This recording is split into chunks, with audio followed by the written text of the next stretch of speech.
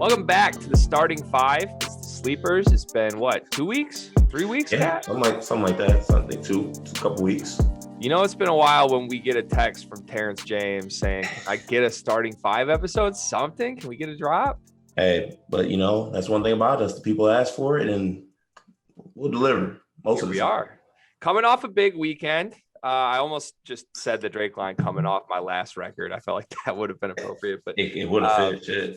You were cross country, Kat. You were in California, Kat. Good wedding weekend. Great wedding weekend. Just there's no need to beat the dead horse about me about weddings. Just an absolute chameleon. I was in there. I was in my element. Thriving. I was up north, big 96 hole golf weekend, took home a cup, played my role, made some putts, and now we're back in business, Kat. Feels good. A lot of news to discuss on the hoop side today. Definitely. So this episode is much needed. Get right into it. Summer League. First games, debut of the number one pick, Cade Cunningham, the number two pick, Jalen Green. I have some thoughts, but before I give my thoughts, I'd like you to just give me your view of what you saw from Cade Cunningham yesterday. I mean, it's hard not to do the overreaction thing. I saw some things I liked, saw some things I didn't like. It just didn't help that the fact that Jalen Green had an absolutely flawless, special looking, game. But, I saw some things I liked from Cade. I thought he could have had a much better game. Obviously, would have helped if Tyler Cook didn't evolve into Eric Ebron with a motor and could catch the goddamn ball. But, there were some things I liked, things I didn't like. I'm not going to do the overreaction thing. That's why you're here. So you take it from here. Well, why don't you at least tell us what you liked and what you didn't like? So, I did see some early. It was very early, but I did like the whole, catch and shoot. That looked good. Even the second one wasn't even a catch and shoot. It was a pull up in transition, which I liked. But there's also just stretches where I feel like he was just kind of like in the corner and like just letting Killian dominate the ball. And I kind of wanted a little more, kind of take over mode, but maybe, I don't know. He's the first overall pick in Vegas. Maybe he's like, fuck it, I don't need to be here. I don't know. And if his mentality is fuck it, I don't need to be here, that's not a good thing, just for the record. I don't think that is his mentality at all. I first of all, yes, I am one to overreact, as everyone that listens to us regularly knows, but I will look you right in the camera and tell you, what else is Summer League for? If we're not overreacting to Summer League, we're not having fun with this entire event. Like, who wants to just watch Summer League and just be like, I don't care what happens. Like, that's so boring. The whole point is to be like, this dude's going to be a superstar. This dude's not. So I thought Cade was fine, but the whole point was we need Cade to be something way better than fine, right? And we talked about this as the number one overall pick. Like, Cade's absolute worst case scenario is a good starter in the league because he's going to be good off the ball. The problem is, to me, the very first impression he made last night was pretty close to that worst case scenario, which is still a good starter in the league. Great off ball player. He nails his first 2-3 attempts on wide open catch and shoots. And those shots were more open than any attempts he took at Oklahoma State. But the problems that Drunk Me identified on Drunk Scout's cart could not have been more spot on. Anytime that man tried to do anything off the dribble, pick and roll, like that whole Luka Doncic thing where you get to the middle and you have a dude on your hip and there's three guys around you, you don't really feel open, but you are open because you're a genius and you're that skilled. Like, those are the type of shots Cade's going to have to make in this league, or at least navigate the passing angles with. He didn't do that last night. He had 5 turnovers, I believe. And most of them came from that mid-range spot or trying to force a lob to Tyler Cook, who has bricks for hands. I'll tell you, you can go back and watch the highlights if you didn't watch it yourself. Any shot that Cade tried to create for himself did not look good. He had a couple that were just good misses, I would say, but he had a 3 off the dribble that was just blocked in a one-on-one scenario with a big when he got a switch. He had a lot of floaters and mid-range stuff that were super awkward looking and uncomfortable. And I know it's a buzzword, but that's what I was worried about when I said he can't create space, because he basically has to be the most skilled player in the league to be the number one option with the type of athleticism and just offensive package he has on ball.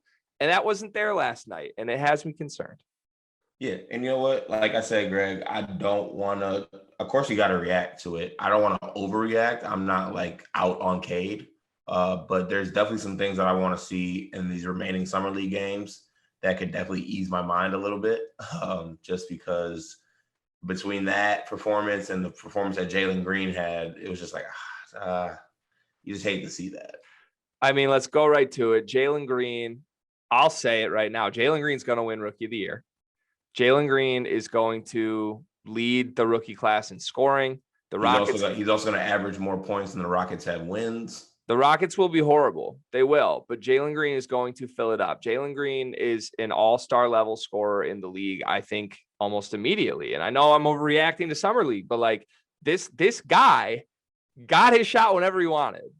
And it was pure. Like the shots he took and made yesterday was not like some hot streak. It was, and it also wasn't on a shabby defender either. Like no. Isaac Okoro is known for his on-ball defense, and it was chippy. They were talking that shit. He has an edge to him. I mean, I look at Jalen Green, and I texted you. This was before Cade's game even started. I mean, this man appears to be what is he? 6'7", 6'8" with hair, a 6'8" lead guard. That can just just go get you a bucket. Like, and but also like we expected that. Like that's what he is. I'll be honest, I didn't expect him to look so fluid. I did. I wasn't surprised. I didn't expect him to look so fluid, like navigating his spots again. And I know I'm buzzwording, but like it's like he had a little finesse and craft to him, like almost in the Devin Booker mold, where like, you know, a hezzy dribble, patience, and then the pull up left quick before the defender even knew where he was going to get his spot. Like that to me was the biggest difference. Cade is obviously skilled. I think their skill levels are pretty much on par. The difference is Jalen Green's a freak athlete. And also to me right now, Jalen Green is a lot better at creating his spots and getting to his shots. Like you said it all along. All he's got to do is get to his spot. Cade did not get to his spot yesterday at all as an on-ball player. I disagree with that because I think he did get to his spots. I just think there was maybe not the best decisions or just simply not making shots. Okay. But I did think that he gets to his spots. I did see some things that I liked out of the pick and roll with the pace, but also it had to be frustrating to him that he was dropping it off to Tyler Cook and people were blowing layups. And you know what? And things like him being unselfish too, like that one more to Sequoia Dumbuya, like no. That's not okay. You don't want more to that. You look that off and you shoot that. Cade talking up like he watched a ton of film on us. If you watch film, you don't make an extra pass to say Sekou Doumbouya with a minute left in the game down 4 when you're a wide open shot. Like, yeah, I don't know. And you're right. There was a passivity to it. Like there was does he really want the rock right now? And if you go back to the NCAA tournament, he didn't really want the rock down the stretch of that game. He did get him back in that game. But you know what? Hey, big matchup Tuesday. I'm excited to see we got Jalen. You shut this down so fast yesterday. You're like, I'm not having this conversation. I know you're sick that we're even talking about it right now. No, it's just because like the first text I get from you is Cade, because he bangs those threes, and then about nothing but 5 minutes later, he said, "Dude, we messed up. We messed up bad." Because he might as well just rode the bench after those first 2 threes. Like he didn't contribute. We had a 12-point lead against an Oklahoma City Thunder Summer League team that has one NBA player on it. And we blew a 12-point lead and lost by what? 4, 6? I mean, man, it was, I don't know, man. Like there's a lot of other things going on with our team being shitty. Yeah, you're right. Can we do a full episode on Pistons soon? Yeah, we'll definitely have to do a full episode on Pistons soon because there's going to have to be a watching rule and watching guide to this year. We are in for a long one, and patience is the name of the word. All right, everybody, the long game. I'm so bad at patience, though. You're awful at patience. The worst I've ever seen. I hate it. Okay, let's flip to the college side of things. A couple big announcements this week. The biggest of which I would say is Jalen Duren committed to Memphis. Penny Hardaway gets really his second big fish. He's had a lot of big commitments, but James Wiseman was the first to me. Jalen Duren is now the second. Kid that reclassified up a year. He's played with Amani Bates with team final. He's a physical specimen. He's a guy that you expect to just come in and dominate the interior of a game. I don't know what I think of him at the NBA level. I know there's skeptics out here that like he just sort of has to be a monstrous guy who overpowers people, and that's really all that he's got. I think he's got a little more than that. I wouldn't be surprised if like he develops a nice little mid-range shot or like some up and under counters and stuff. Like I don't think he's just a dunker, but either way, huge commitment. Memphis is back on the radar as the team to be reckoned with. Yeah, definitely a huge commitment. I think this kind of raises two things for me, going forward into the college basketball season. One, our eyes are always on you, Penny, but our eyes are on you. All right. You got talent. Like you got a really solid team. You got players coming back from an NIT championship. You got players that have played 2 to 3 years in college basketball. You added talent like Jalen Duren. I mean, the eyes are on you, Penny. Okay. So you got to get it done. Because sometimes, Greg, we talk about it. We feel like he just has huddles and just looks at the clipboard and is like, I don't know, basketball. Like, I feel like he doesn't really make adjustments or anything like that, draws up anything. So, he's added a couple people to his staff this year, which will hopefully help, as you can see, assistant coaches a la Michigan are very important. Shout out Sadi and Farton. I'm not holding Jawan, but I'm saying assistant coaches are very important. So unnecessary. I'm just saying, like, what a ricochet shot. Who you pick on your staff is extremely a la Michigan. Like, come on. I'm just saying. Look, your Penny's playbook is just like 7 pages of color by numbers. Like that's literally all that it is. And Duren's great. It'll make them must watch. They were must watch when they had James Wiseman for a month and a half and all those other dudes. Like they're always fun to watch. They're not fun to bet on. They wouldn't be fun to root for. And I don't see that changing. Like you said, I think this team is still a bubble team. I think they could add Amani Bates and still be a bubble team. The jury is out on Penny Hardaway until proven different. Yeah. And I just want to go ahead and take my stance right now on Jalen Duren. I think he's a good player. But the whole like number one player thing and like franchise changing, college changing basketball player, I just don't see it. I think he's just a physical specimen, but he's also still a 6'8" center with motor issues. And sounds like you. Yeah, basically. I don't really got motor issues. I got just athleticism issues. I'm limited. You had motor issues on the golf course last weekend. Yeah, I'm limited by my own. Wow. Okay. So I take one Michigan shot and I get a golf shot back at me. I mean, you did. You think Paolo Banchero's putting Jalen Duren in a body bag if they ever meet this season? You think that? Do you think Paolo Banchero's putting Jalen Duren in a body bag? Yeah, absolute blender. Okay. 100%. I'd like to see that matchup. Let's jump to a name I just mentioned, Amani Bates, with, I would say, some surprising news, re-announcing that he is, well, I guess announcing for the first time that he is reclassifying to 2021, re-announcing that there's a real chance he might play in college. Mm-hmm. He's got, I believe, a Final Four now of Michigan State, Oregon, Memphis, and then the G League. Right? Mm-hmm. So I don't know. What do you think Amani ends up doing, and what would you do if you're Amani Bates? You know what? If I'm him, I'm probably going to Memphis or Oregon, I think. Because either way, he's going to have to do 2 years before he can enter the draft. So he's like got a couple options. If he does G League, I don't know if you can play 2 years in the G League Ignite. I don't really know how that works. I'd have to look into that. But he's not going to be old enough to enter the draft after this year, despite playing 1 year post-college or post-high school. So if I'm him, I'm probably going to like Memphis or Oregon and just racking in wins, NIL money, cashing in on that, do a year in the G League, sign that contract, do a year there, and then enter the draft. Michigan State fans out there, he ain't coming, baby. Let it go. Come on. Like, let's be honest with ourselves. One, he was rarely coming when he committed to us, but he's definitely not coming back. So you can let that die right now. Well, if Bates did commit to Michigan State, it would put Tom Izzo in a very strange spot of where he would not need to publicly antagonize his 5-star freshman after their first season in hopes of bringing him back for a second year. I know Izzo's great at that, talking about, he needs to develop a jump shot. I would have loved to hear what Amani Bates isn't good enough at, where he would need to stay for 2 years in Michigan State. But that problem already takes care of itself. So it honestly might be a good fit. I think you're right. I don't think he's going to Michigan State. I don't think he's going to Oregon either. I mean, that would just kind of shock me. I think it's Memphis or G League.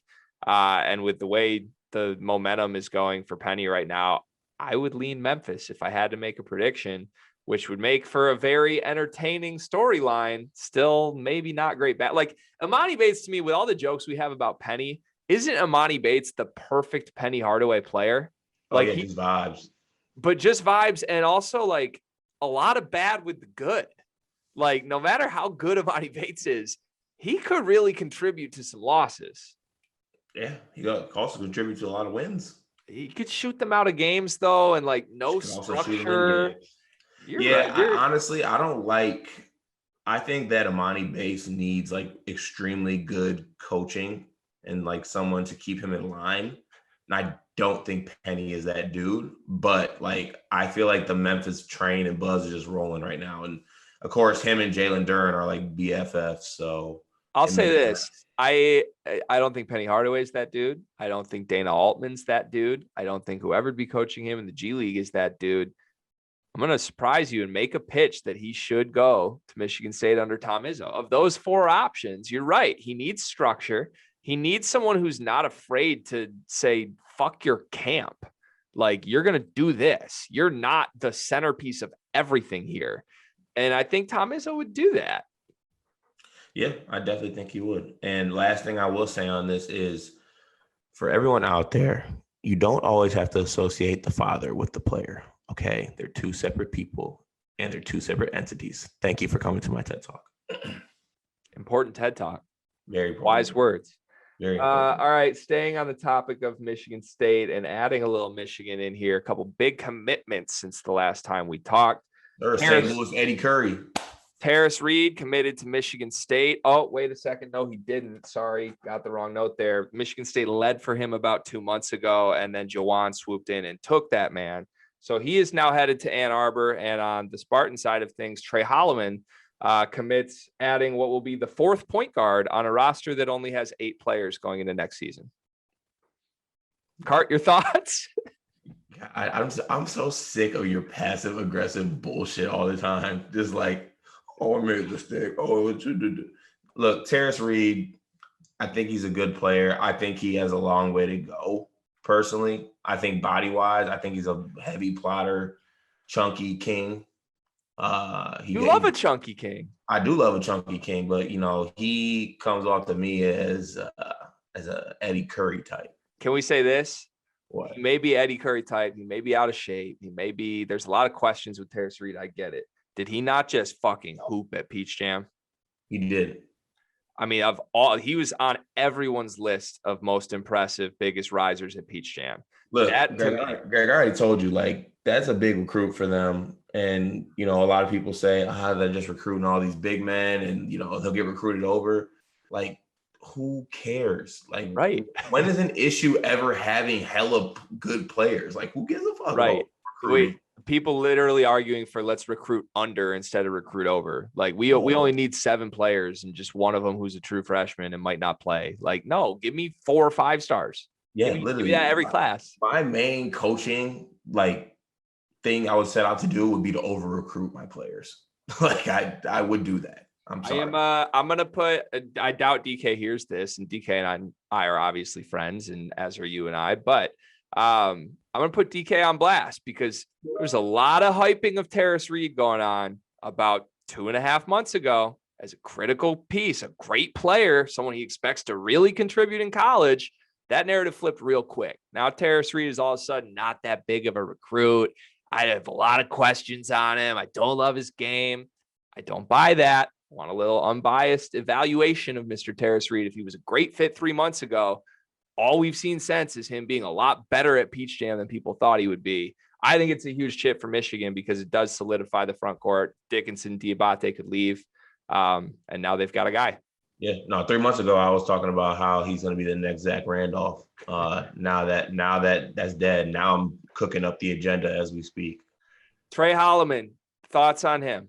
I make the joke about the point guards, but like he's a good culture fit, a good skill set fit. He is, like, he's a Michigan State dude, two-way player. To be honest, I haven't really watched that much of him outside of highlights. Like, I haven't really watched any full games, which I do like to watch because highlights are fluky shit.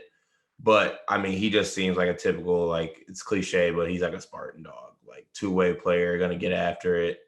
So I like the pick. Izzo's gonna love him. He's gonna be a 4-year guy, so you need guys like that. Yeah, I think you nailed it pretty much. I mean, I made the joke 4 point guards, but like that's a good thing. That's a smart overcorrection from what you saw last season when you had 0 quality point guards on the roster. Mm-hmm. So yeah, get as many guys to throw their hat in that ring as you can and figure it out on the fly. I think you expect Jaden Akins to at some point take that over, but there's a lot of rumors Akins is going to play a ton at the 2 this year and looks great in practice. So can't hurt. Get as many dynamic guards in the backcourt as you can. Holloman, to me, you're right, is a 4-year guy who projects as I'd say like a high, not upside, but high floor Big Ten starter. Like he should be a rotation player year 1. And I don't know that he'll ever be an all conference guy, but certainly will be like a 2-year starter, I would think, by his upperclassman years. So it's a good fit. But the big thing, and DK's noted this a ton as well, big thing is you got to get a couple big name guys in this class. Holloman's a great start. You can't whiff on everybody. You got to get a couple. And right now it's looking a little bare. So we're definitely got a lot riding on guys like Trout and Jaden Shoot, I think it is. Yep. So we got a lot of riding on those recruits. So go all in, baby. Looking at you, Jaden Shoot. All right, Cart. Any last words? Less than 100 days until college basketball season, so we're almost back. The hype is coming. I thought you were going to say less than 100 days to your wedding. I was going to get hype. You got your priorities in check, it looks like, though. Sure, come on, man. College hoops, what you talking about? What is it, 8 days until your bachelor party? 9 days? Yeah, next Wednesday. Let's rock. Let's get it. Hell yeah. Good to talk to you. Episode. Yeah, we should actually live from whatever that casino in Traverse City is called. Right. It won't be drunk scouts, it'll just be drunk. There we go. Good talking to you. I'll get this out. Hopefully everyone listening to this will be hearing it by Monday afternoon. We'll do a Pistons episode at some time in the near future, and we'll try to keep this off-season content pumping. Yes, sir. Peace out.